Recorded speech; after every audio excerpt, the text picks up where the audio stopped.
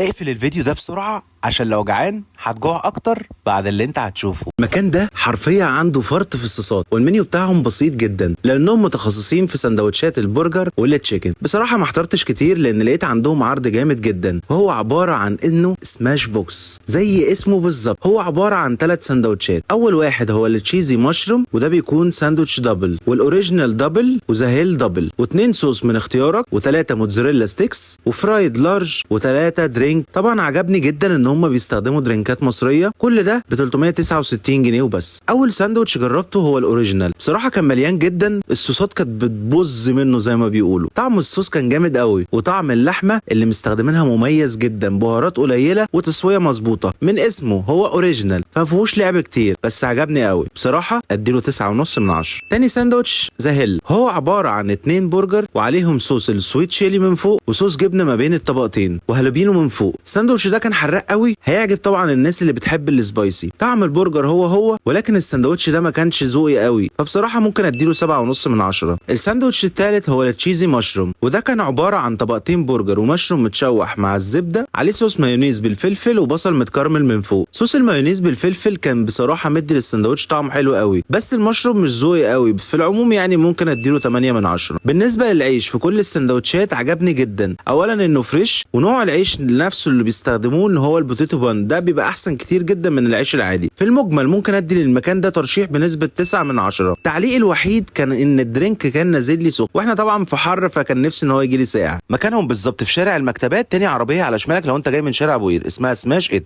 عندهم فروع كتير بس حبيت الفرع ده قوي. واقفين بالظبط قدام فرع عصير مكة. كلنا بعد ما ناكل بقى لازم نتمشى شويه على البحر. ممكن نقعد في كافيه على البحر. انا شخصيا بحب كافيهين. في واحد تالت بس يعني ممكن ابقى اقول لكم عليه المره تانية، بس المره دي انا بحب الكافيه بتاع ماليبو وبحب الكافيه بتاع ويف. الاثنين على البحر، قعدتهم حلوه. اسعارهم يعني في المعقول، والقعده رايقه، مش زحمه قوي، فتقدر ان انت تاخد راحتك وتبقى قاعد مبسوط. بص انت قاعد وراك البحر على طول.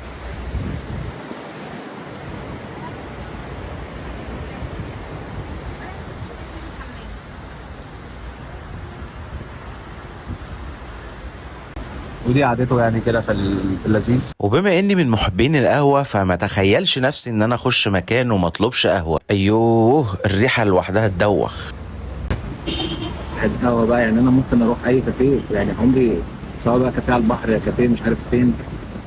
مشروبي الوحيد السخن هو القهوه، بعشقها. قهوه ساده طبعا. قلت كده ونقول بسم الله.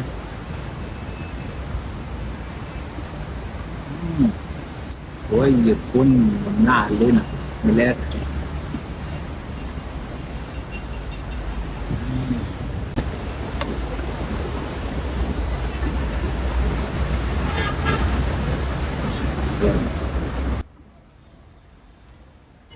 اما بقى لو طلبت حاجه ساقعه فالميلك تشيك فراوله، بص عامل ازاي يا جماله. تعالى ندوق. واو، تقيل قوي.